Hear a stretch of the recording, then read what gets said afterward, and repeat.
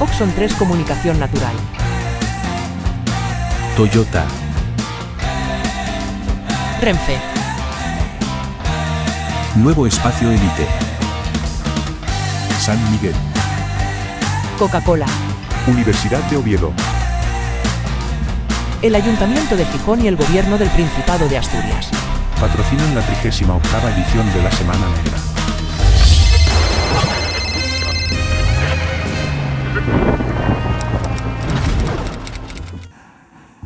Buenas tardes. Este libro que vamos a presentar ahora, Ana que fue pop, empieza con dos citas. Voy a empezar con una que me gusta mucho y ahora explico por qué. Es de Antonio Muñoz Molina con una novela negra que se llama Plenilunio. Dice: Decían hace un siglo que la cara del asesino quedaba petrificada en las pupilas de la víctima y que si se tomaba una foto lo bastante precisa de estas se la podría ver, mínima y duplicada, acusatoria, definitiva, horrenda y también trivial, la cara de alguien que ha matado. Esta cita de un libro que es uno de mis favoritos, porque Antonio Muñoz Molina tiene 3 novelas negras que a mí me apasionan: El invierno en Lisboa, Beltenebros y Plenilunio, y creo que esta novela, la de Plenilunio, la dejan ahí un poco siempre de lado en su trayectoria, y a mí me apasiona. Y lo primero que leí cuando leí el libro de Rafa Luján, que ahora os lo presento, Ana que fue pop, fue esa cita, y automáticamente el libro me ganó, porque además después, leyendo el libro y conociendo su trayectoria, tiene mucho que ver con él, porque también está ese mundo de la fotografía y el mundo del crimen, que van a estar unidos en este libro que vamos a presentar. Rafa Luján lleva trabajando los últimos 20 años, me parece, como guionista, licenciado en Ciencias de la Información y otra cosa que no me acuerdo qué era. Historia del Arte. Historia del Arte, casi nada los títulos. Pero el gran título ahora mismo es haber escrito un libro, en este caso que es Ana que fue pop, que acaba de editar la editorial Alianza dentro del sello ADN. Muchísimas gracias a todas las personas que estáis aquí por venir, gracias siempre a todo el equipo de la Semana Negra, a los técnicos que hacen posible que esto funcione y a las personas que nos estarán viendo a través de esa pantalla gigante, también las saludamos. Pues muchas gracias por estar, Rafa. Creo que es tu primera novela y tu primera visita al mayor certamen de novela negra, yo creo que del mundo, o sea que entras por la puerta grande. Totalmente, estoy muy contento. Muchísimas gracias, Rafa, por acompañarme aquí. Gracias a la organización de la Semana Negra. Me hace efectivamente muy feliz.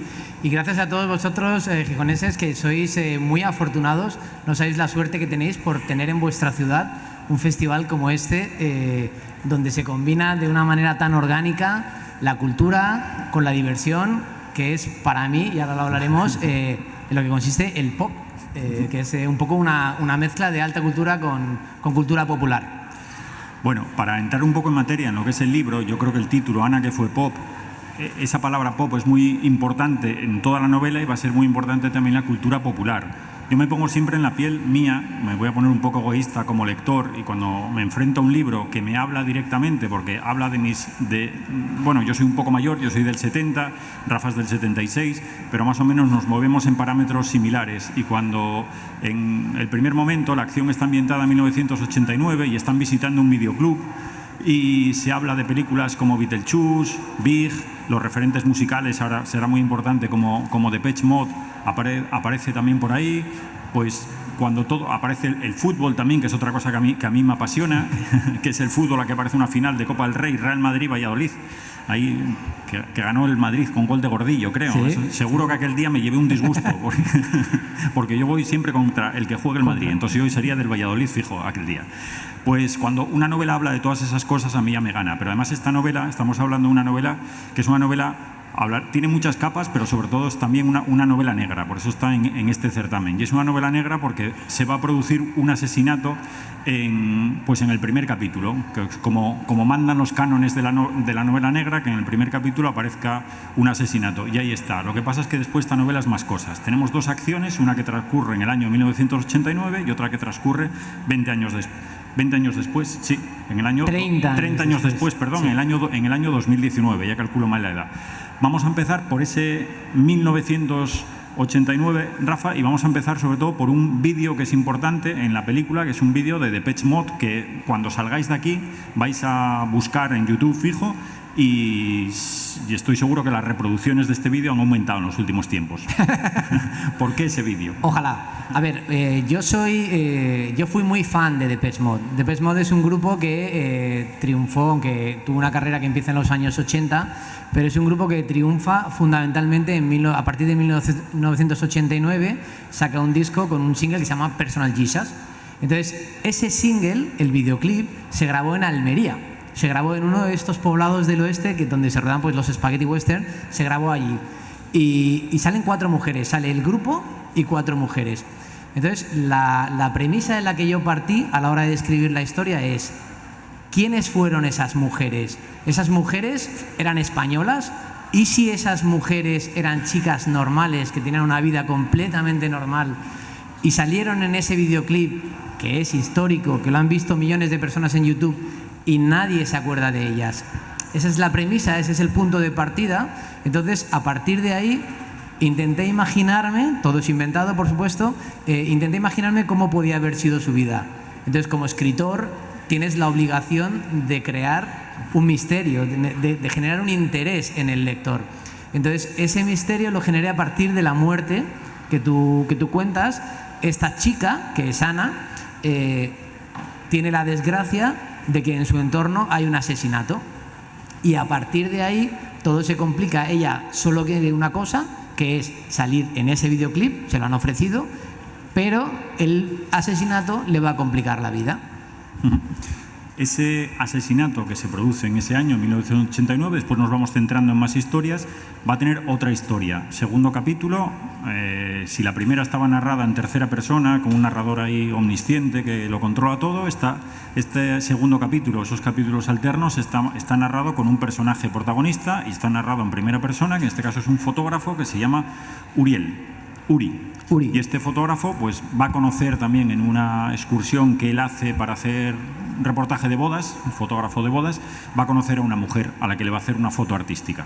Ya te dejo que sigas contando esa otra trama, que seguro que la cuentas tú muchísimo mejor que yo. De hecho, lo que voy a hacer va a ser volver a lo primero que tú has dicho de Antonio Muñoz Molina, la fotografía, porque Rafa y yo tenemos 2 cosas en común. La primera es obvia, es el nombre, y la segunda es que los 2 tenemos pasión por Antonio Muñoz Molina. Esta es mi primera novela, no sé si escribiré más, y desde luego dije, en la primera, si es la única, voy a rendirle un homenaje a Antonio Muñoz Molina. Y como tú, me encanta Plenilunios, la novela con la que lo descubrí. Y entonces, esta es una novela de fotografía, es una novela muy de imagen. El segundo protagonista, efectivamente, es un fotógrafo de bodas. Luego, si quieres, hablamos un poco sobre la fotografía de bodas, que es un tema fascinante, que se encuentra a una mujer misteriosa y le hace una foto. Le hace una foto con la suerte o la desgracia de que esa fotografía gana un premio internacional y se vuelve viral. Y a los 2 o 3 días, la mujer que ha salido en la foto aparece muerta. Y a partir de ahí ya tenemos 2 muertes, una en 1989, una 30 años después, y lo que tiene que hacer este fotógrafo, él se da cuenta de que probablemente la mujer ha muerto por culpa de su foto y dice, voy a volver al pasado, voy a investigar en el pasado de esta mujer, a ver quién era, a ver si descubro por qué la han matado. Desde el punto de vista de la novela negra, juegas sobre todo con una de las historias, con un problema, entre comillas, que es que el lector va a saber más que, bueno, en este caso que la policía o que los investigadores, porque aquí no engañamos a nadie. Desde el primer momento nosotros sabemos quién mató. Eso, claro, una novela donde tú ya sabes quién mató, dentro de una novela negra, el escritor arriesga. Y yo creo que para ser tu primera novela asumes ahí un riesgo importante. Bueno, sí, asumo un riesgo, pero me pareció divertido. O sea, como os hemos contado, la novela tiene 2 tiempos. La novela tiene un tiempo en 1989 y un tiempo en 2019 y se van alternando todo el tiempo. Capítulos pares uno, capítulos impares el otro. Entonces, eso que es una estructura como cualquier otra, yo me obligué a que no fuera gratuita. Es decir, que a uno de los personajes le das una información sobre lo que le pasó al otro y viceversa, ¿no? Entonces, eso es una herramienta muy útil para generar suspense, porque el lector sabe lo que va a pasar. Lo que no sabe es cómo va a pasar. En ese sentido, hay un libro que a mí me influyó mucho, que es Crónica de una muerte anunciada. Crónica de una muerte anunciada de García Márquez está en el título. En el título te están diciendo, alguien va a morir y todo el mundo lo sabe, menos él. Claro. Y en esta novela hay algo de eso, ¿no? Me parece que es una herramienta de suspense que funciona muy bien. Entonces, aunque en la novela hay misterio, hay investigación, fundamentalmente creo que hay un suspense que viene dado por esta estructura de dos tiempos que se van retroalimentando. Hay una peli también que a mí me gusta mucho, que es la de Blow Up, una peli con fotógrafo, y ahí vamos a ese tema de la película de Antonioni, también una película que podría estar aquí proyectándose en la Semana Negra, donde también es muy importante la fotografía y el asesinato y una muerte en este caso. La fotografía, ¿tú te gusta, te apasiona la fotografía? Bueno, yo he hecho muchas cosas. Sí. Yo fundamentalmente soy guionista, trabajo en televisión, pero soy fotógrafo aficionado y la fotografía es un tema que me parece fascinante. Y es un tema que, como fotógrafo, lo he vivido de muchas maneras, he evolucionado mucho, sobre todo con la aparición de las redes sociales y todo esto. Y a mí lo que me gustaba sobre todo antes era la fotografía humana. Me gustaba mucho ir por la calle, ver a una persona que por el motivo que fuese me interesaba, hablar con ella, tener una relación momentánea de unos minutos y hacerle una foto. Entonces ahí se crea una química muy potente entre dos desconocidos. Abolir esa barrera entre dos desconocidos es algo muy interesante, como fotógrafo es muy interesante. Y luego esa relación se vuelve completamente desproporcionada, porque tú como fotógrafo te quedas con la imagen de esa persona, pero él no se acuerda de ti, no vuelve a pensar en ti probablemente en toda su vida, ¿no?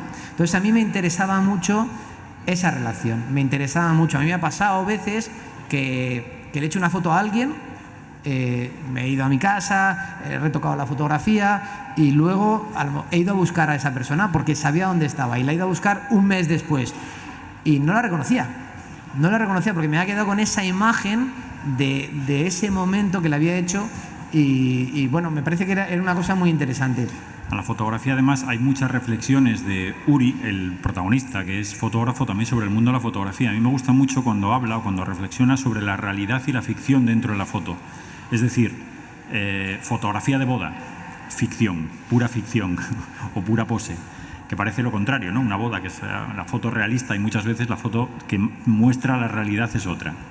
Sí. Y eso también es un poco la literatura, envolver un poquitín de darle, embellecerla de alguna manera para contar una historia de otra manera.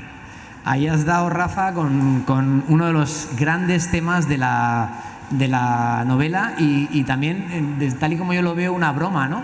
Hay una ironía. El protagonista de esta novela es un fotógrafo de bodas que vive de hacer una fotografía muy artificiosa y él es consciente de que detrás de esa artificiosidad hay una mentira, ¿no? O sea, la fotografía tiene la capacidad de hacernos pensar que lo que ha pasado no podía haber pasado de otra manera. Pero la realidad es que podría haber pasado de 1000 maneras distintas. O sea, puedes hacer una foto de una persona y que esté sonriendo y que esa persona parezca para siempre simpática. Y a lo mejor solo sonrió ese segundo y el resto del tiempo estaba muy seria, ¿no? Entonces, el fotógrafo, este fotógrafo que además es de bodas y además practica una fotografía de bodas casi ridícula porque se lleva a la gente a sitios inverosímiles, él es consciente de que vive de la mentira. Él es consciente de que sus fotografías son mentiras todas. Entonces me parecía muy divertido que el detective de esta novela fuese el que es el encargado de encontrar la verdad. Paradójicamente vive de engañar a los demás, ¿no? De hacer mentira. Ahí, como decía, esta novela tiene muchas capas, todo esto que estamos contando, esas historias, pero hay más, porque yo creo que una novela negra, lo que podemos distinguir de lo que es una novela negra, no es solamente encontrar al asesino, encontrar causas, sino denunciar, la parte de denuncia. Y esta novela parte también de un hecho real que sucede en 1989, que es el caso de la minifalda. Eso es. Que yo se me había olvidado completamente, pero después lo que tiene esta novela es que te lleva a rebuscar por la red mucho. Y volví otra vez a ese caso de la minifalda, que fue muy importante en su época, en ese 1989, muy significativo. Sí, efectivamente. A ver, yo estaba obligado, desde el momento que decidí escribir la historia de una de las protagonistas del videoclip, estaba obligado a escribir una historia que transcurriese en los 80, ¿no? Entonces, esos 80 que yo describo son unos 80 que recordamos todos con cariño, ¿no? Es unos 80 pues que está el videoclip de Madonna que se estrena en Like a Prayer, hay un debate en la tele, es la época de los videoclubes, películas míticas como Big o Beetlejuice, estrena Batman, una época que todos recordamos un poco con nostalgia, pero al mismo tiempo es una época muy dura. Entonces yo no quiero idealizar esos 80. En esos 80 hay mucha heroína, por ejemplo, y siempre está de fondo, pero hay heroína, y también hay un conflicto de género, ¿no? Hay mucha violencia de género, y hay una sentencia que efectivamente, como dices tú, es una sentencia real en un juzgado de Lérida de un empresario que abusó de una trabajadora. Y aunque le condenaron, en la condena justificaban que hubiera tenido ese abuso porque la chica llevaba una minifalda. Entonces se entendía que había una cierta provocación. Aquello trajo consigo un movimiento feminista muy fuerte, muchas manifestaciones que se llamó las manifestaciones de la minifalda. Entonces, esta historia, Ana, ella es la historia de Ana y sus amigas, ¿no? Entonces ellas viven en esta sociedad donde la violencia de género se vive de puertas para adentro, no siempre tienes un apoyo, no siempre tienes a alguien que te apoye, que te entienda, y quería reflejar eso. En última instancia es una novela de amistad entre chicas, es una novela de 4 chicas que están en la flor de la vida, que tienen 20 y tantos años y que no son conscientes de que su vida está a punto de cambiar de repente. Otra, no sé si clave de la novela, pero sí hay novelas donde el escenario es, secundario, pero hay novelas que tienen que transcurrir en un sitio. Yo creo que esta novela es un homenaje también a una zona determinada y los personajes están muy influenciados también por ese lugar donde viven y el ambiente que se vive en esos años, en esos lugares. A ver, yo con los escenarios de la novela a mí me parece que siempre son importantes, ¿no? O sea, cualquier elemento que metas en una novela siempre tiene que añadir algo, ¿no?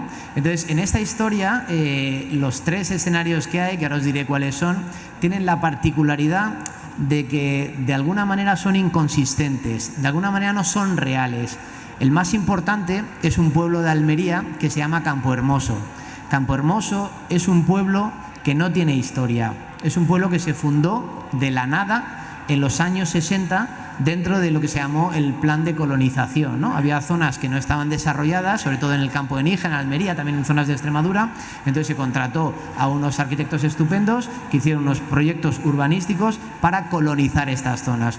Entonces Campo Hermoso es uno de estos pueblos, uno de tantos, y como tal es un pueblo que no tiene historia. Entonces a mí eso me interesaba mucho porque cuando Uri, ahí es donde vive Ana, la protagonista de la novela. Entonces cuando Uri decide ir al pasado, se da cuenta de que el pasado al que va casi no existe, porque ese pueblo no existía, ese pueblo se había borrado, ¿no? Además, Campo Hermoso tiene la particularidad de que en los 60 años que tiene de historia ha evolucionado muchísimo, porque además es la zona de los cultivos del plástico, ¿no? Entonces ha pasado de no haber nada o haber una pobreza extrema a ser un pueblo agricultor más o menos próspero, a convertirse en símbolo de los cultivos del plástico, ¿no? Entonces es un pueblo que ha cambiado mucho.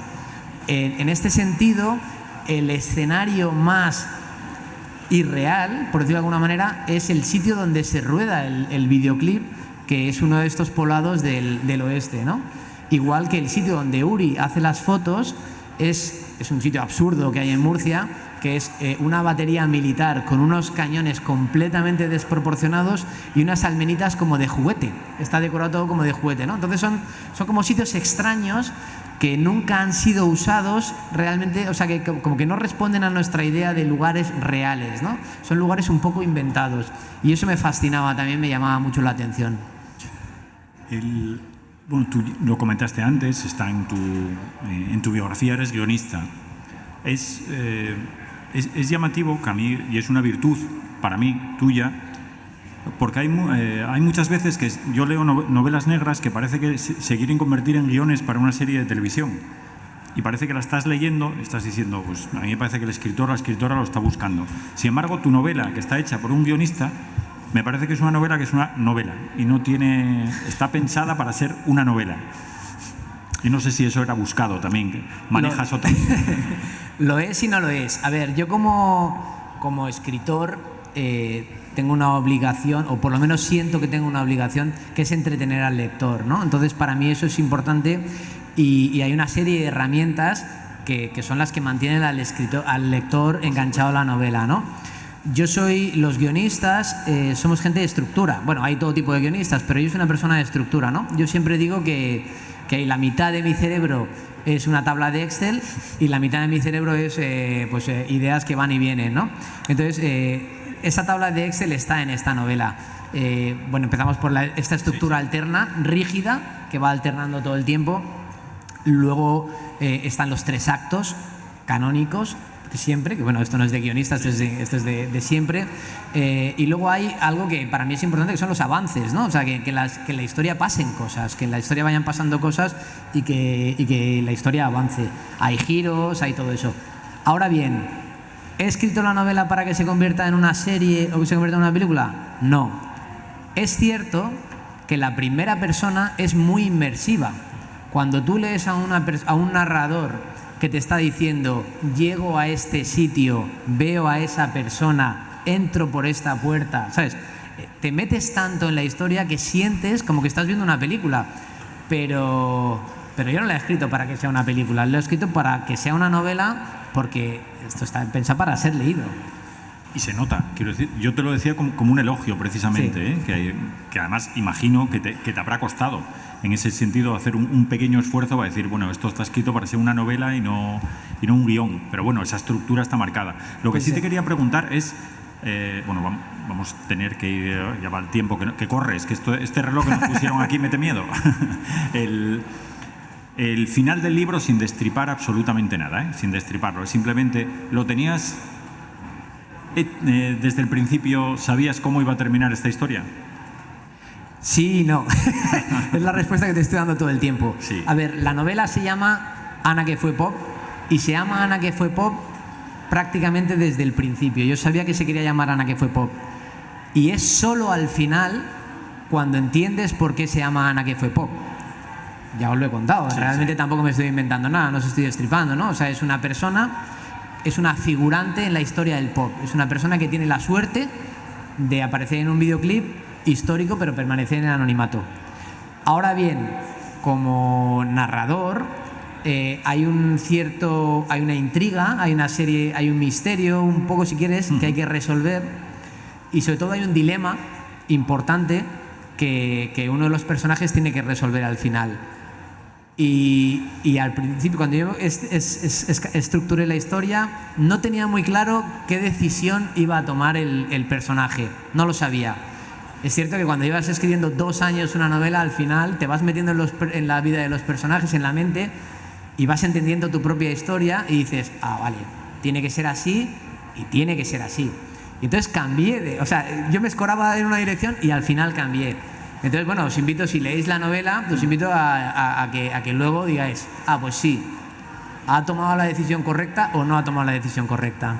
Estuvo hace un momento aquí a las 6 de la tarde Juan Tallón, que participa de vez en cuando en un podcast que me gusta mucho, que es La cena de los idiotes, que plantean dilemas morales, y este libro, lo acabas de explicar, al final te va a plantear un dilema moral, sí. que vas a tener que jugar. Y a mí eso me gustó mucho también, esa parte que, bueno, cómo lo resolviste el final a mí personalmente me atrajo. Rafa, es la primera novela, no sé, imagino que habrás echado ahí tus horas, sacando tu tiempo, ¿mereció la pena? A ver, la verdad es que estar aquí, jamás me lo habría imaginado que iba a estar aquí con todos vosotros y contigo. Es maravilloso como guionista. Cuando haces algo en televisión, no tienes una relación directa con los espectadores, con la gente que está viendo tu serie, ¿no? o tu programa. Y con la literatura es algo distinto. La gente te escribe, la gente te dice, oye, me ha gustado mucho. Yo qué sé, por ejemplo, el otro día un periodista que me entrevistaba me decía, ha muerto mi madre, desde que murió mi madre no me siento capaz de leer ningún libro y el único libro que realmente me he podido meter ha sido el tuyo y de alguna manera me ha ayudado, ¿no?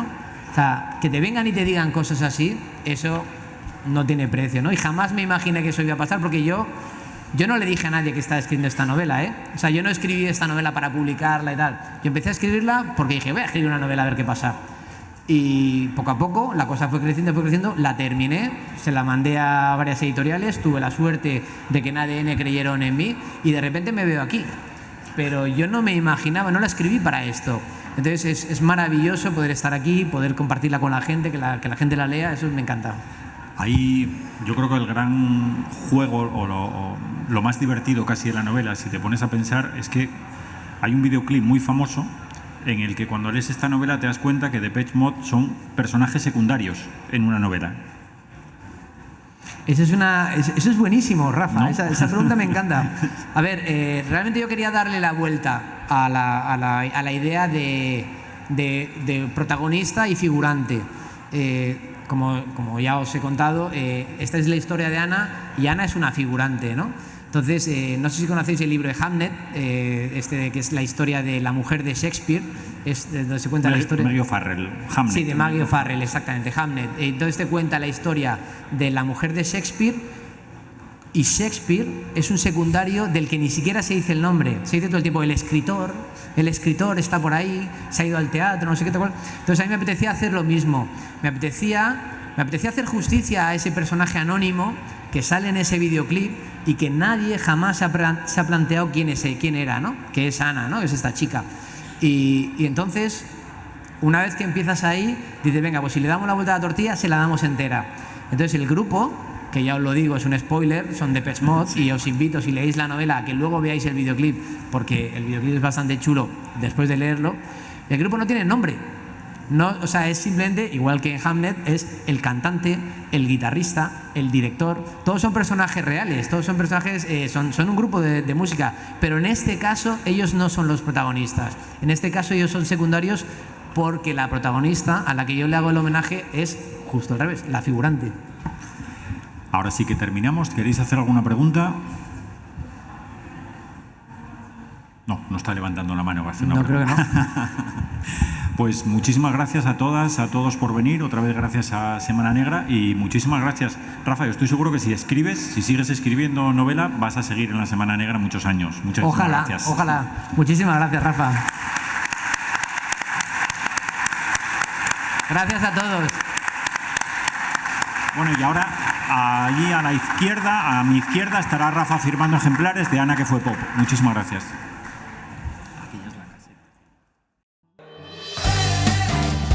Oxon 3 Comunicación Natural. Toyota. Renfe. Nuevo espacio Elite.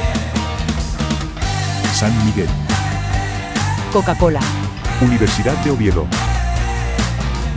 El Ayuntamiento de Gijón y el Gobierno del Principado de Asturias.